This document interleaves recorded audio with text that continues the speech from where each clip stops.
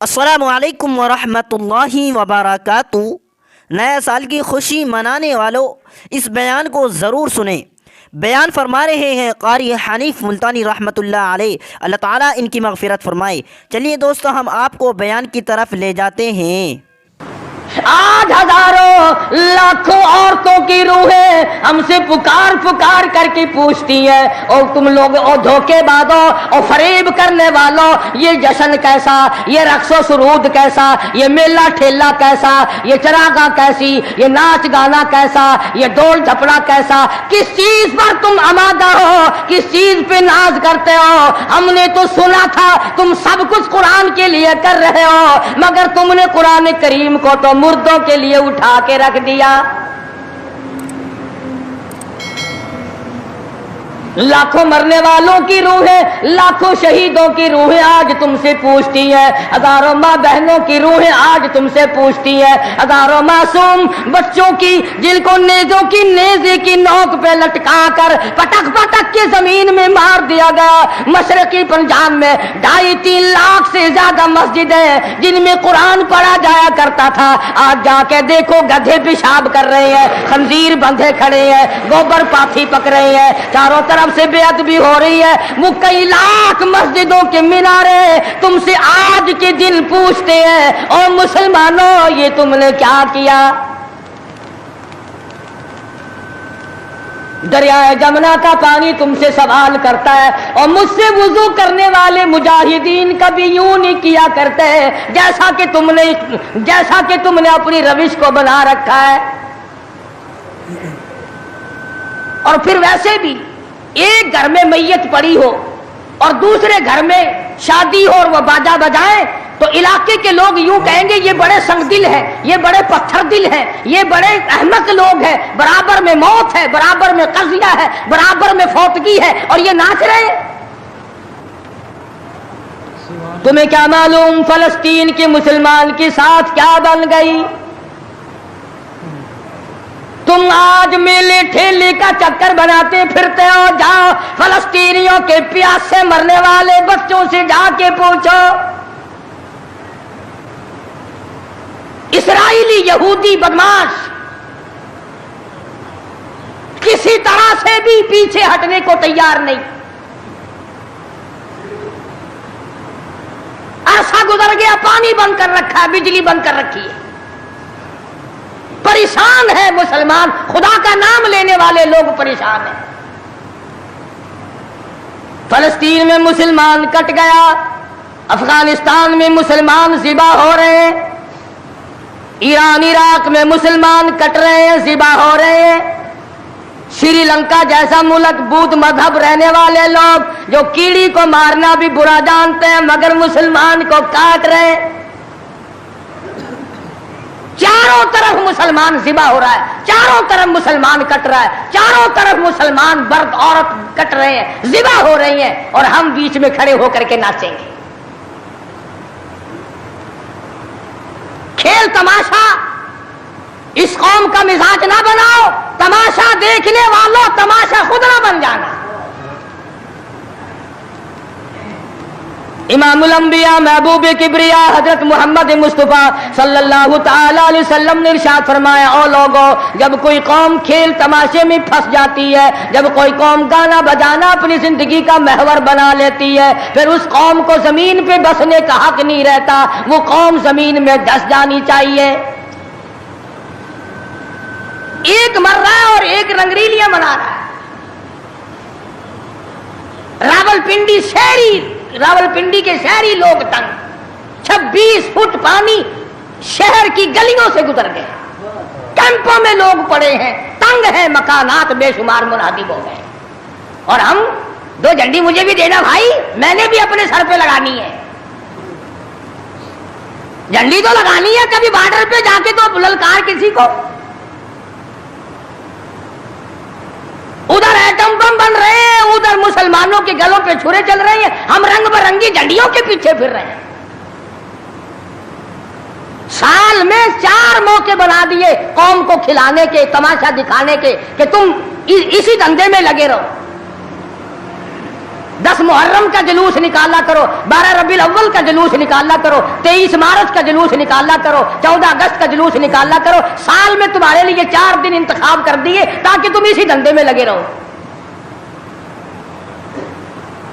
خداوند عالم اتنی بڑی طاقت کا مالک ہے کہ اگر وہ ناراض ہو گیا تو پھر اجتماعی عذاب آئے گا،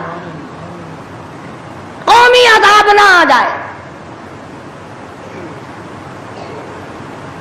14 اگست اللہ کے سامنے عاجزی کرنے کا دن تو ہے، استغفار کرنے کا دن تو ہے، توبہ کرنے کا دن تو ہے، اللہ سے ملک کے لیے قوم کے لیے دعائیں مانگنے کا دن تو ہے، قرآن خوانی کے لیے دن ہے، درود شریف پڑھنے کا دن ہے، اللہ اللہ کرنے کا دن ہے. چاروں طرف یہود و نصارہ، ہندو کافر جو مسلمانوں کے خلاف سازشیں بنا رہے ہیں، ان کو ختم کرنے کے لیے، ان کو مرنے اور ان کے ملیا میٹ کے لیے دعا کرنے کا دن تو ہے، خیرات کرنے کا دن تو ہے، اللہ اللہ کرنے کا دن تو ہے، ناچ کا نہیں، گانے کا نہیں، ڈھول ڈھپڑے کا نہیں.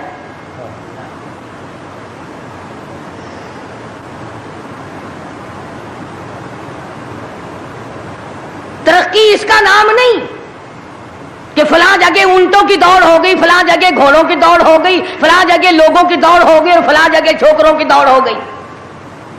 ترقی کے اور بڑے راستے کچھ کر کے دکھاؤ. اللہ پاک جل شانہ نے اعلان کر دیا، لوگوں قال ربکم ان یہلک عدوکم وَيَسْتَخْلِفَكُمْ فِي الْأَرْضِ فَيَنْظُرَ كَيْفَ تَعْمَلُونَ. اللہ پاک فرماتے ہیں تم یوں نہ سمجھا کرو کہ تم تخت پہ بیٹھ گئے تو مجھ سے چھپ گئے. شہنشاہ، ملک کے مالکوں، تخت و تاج کے مالکوں، یہ نہ سوچا کرو کہ یہاں بیٹھ کر اب خدا کی نظر ہم پہ نہیں پڑتی. فرمایا میری وہ ذات ہے لمن الملک اليوم، میں وہ ہوں پوچھوں گا کون ہے آج کے دن دم مارنے والا. اليوم تجزا کل نفس بما کسبت، کسی پر ظلم نہیں کیا جائے گا، کوئی بول نہیں سکے گا، جواب نہیں دے سکے گا. کیوں؟ دربار الہی ہوگا. کہتا وہ ایسی روب کی جا ہے کہ دربار الہی میں ہزاروں سر بلندوں کا عزیزوں سر جھکا ہوگا. بڑوں بڑوں کے سر جھک جاتے ہیں، اپنی مرضی سے نہ جھکے تو خدا جھکا دیتا ہے. فرمایا یہ تمام کا تمام نظام میری طرف سے چلتا ہے، تم عارضی ہو، تم جیسے پہلے کہیں آئے اور کہیں چلے گئے، تم بھی نہیں رہو گے. اللہ پاک نے فرمایا باقی رہے گی میری ذات. اس لیے ہوش کر کے ہر آدمی کو قدم اٹھانا چاہیے، تاجر کو بھی، پیر کو بھی، مولوی کو بھی، افسر کو بھی، تمام لوگوں کو ہوش کر کے قدم اٹھانا چاہیے. کوئی ایسی صورت نہ ہو جس سے خواہ ہم عذاب میں گرفتار ہو جائیں. حضرات صحابہ اکرام رضوان اللہ تعالی علیہ مجمعین انہی چیزوں سے ڈرا کرتے تھے. خود مدنی کریم صلی اللہ تعالی علیہ وسلم کا یہ حال ہے. راستے میں پڑی ہوئی ایک کھجور آپ نے اٹھا کر منہ میں ڈال لی. سیدہ فرماتی ہیں ہماری اماں ام المومنین رضی اللہ تعالیٰ عنہ کہ ساری رات حضور کو نیند نہ آئی. میں نے بار بار پوچھا کیا بات ہے، کوئی تکلیف ہے؟ فرمایا نہیں. پھر نیند کیوں نہیں آتی؟ فرمایا راستے میں کھجور پڑی تھی، میں نے اٹھا کر اس لیے منہ میں ڈال لی ضائع نہ ہو جائے. اب مجھے یہ بات تنگ کر رہی ہے، نہ معلوم کسی کا حق نہ ہو اور میرے حلق کے نیچے چلا گیا. قیامت میں اگر مطالبہ کیا تو میں کیا جواب دوں گا؟ سیدنا فاروق اعظم رضی اللہ تعالیٰ عنہ کا زمانہ آیا. آپ نے اہل مدینہ کو اکٹھا فرمایا اور فرمایا کہ تم جانتے ہو میں تجارت کرتا تھا اور آج تم نے مجھے ایک کام میں مشغول کر دیا خلافت کے، اب میرے گزر اوقات کی کیا صورت ہوگی؟ تو تمام صحابہ کرام نے، اہل مدینہ نے یہ فیصلہ کیا کہ متوسط درجے کا جو کھانا ایک عام آدمی کھا سکتا ہے اتنا وظیفہ مقرر ہو جائے. چنانچہ فاروق اعظم رضی اللہ تعالیٰ عنہ کا وظیفہ مقرر ہو گیا. अमीरुल मोमिनीन खलीफतुल मुस्लिमीन 22 लाख मुरब्बा मील का हुक्मरा, काबुल से लेकर तराबुलस तक का हुक्मरा, फारूक आजम जिसको खुदा के नबी ने अल्लाह मियाँ से मांग के लिया। एक दिन जुम्मे के अंदर खुतबा इरशाद फरमा रहे हैं, खुतबा दे रहे हैं। सहाबा कहते हैं हमने अमीरुल मोमिनीन फारूक आजम को तहमद को देखा, मंजले और लुंगी को देखा। एक लुंगी में एक चादर में 12 पेवंद लगे हुए थे। 12 पेवंद, 22 लाख मुरब्बा मील का हुक्मरां, उसके तहमद में 12 पेवंद है, एक पेवंद चमड़े का भी है। आज तो पेवंद लगाना हमारे यहां ऐब भी हो गया। कौन इस बात का ख्याल करता है? एक और जुमे में देर से तशरीफ लाए फारूक आजम रज़ियल्लाहु ताला अन्हु। लोगों ने अर्ज किया कि आपने देर की। फरमाया ये कपड़े जो तुम्हारे सामने पहन कर आया हूं, मेरे पास यही कपड़े हैं, ये धोए थे, खुश्क ना हुए थे, इसलिए आधे गीले आधे सूखी पहन कर आ गया हूं। देर इसलिए हो गई, मैं बादशाह हूं, मैं अमीरुल मोमिनीन हूं, मैं खलीफा हूं, मैं मदनी करीम सल्लल्लाहु अलैहि वसल्लम का जानशीन हूं, तुम्हारा अमीर और इमाम हूं, लेकिन गरीब इतना हूं कि यही कपड़े हैं मेरे पास जो तुम्हारे सामने पहने खड़ा। इधर हमारा हाल देख लो क्या बना हुआ है। जिस मुल्क का चूड़ा भी बेईमान हो वो मुल्क तरक्की कैसे करेगा? सफाई करने वाला बंगी 4 दिन तक चक्कर नहीं लगाता। पूछे कौन? जब हम सारे तकरीबन काने हैं तो सवाल कौन करेगा? हमसे पूछेगा कौन? आप मार्केट में बैठकर चोरी करते हैं, हम मौलवी गलत मसले बताकर मस्जिद में चोरी करते हैं, अफसर अदालत में कानून की चोरी करता है, डॉक्टर अस्पताल में चोरी करता है। इसका यह मतलब हुआ कि हम सब चोर नहीं? सही मसला बतलाओ तो मौलवी की तनख्वाह 6 महीने नहीं मिलती, 1 महीने की।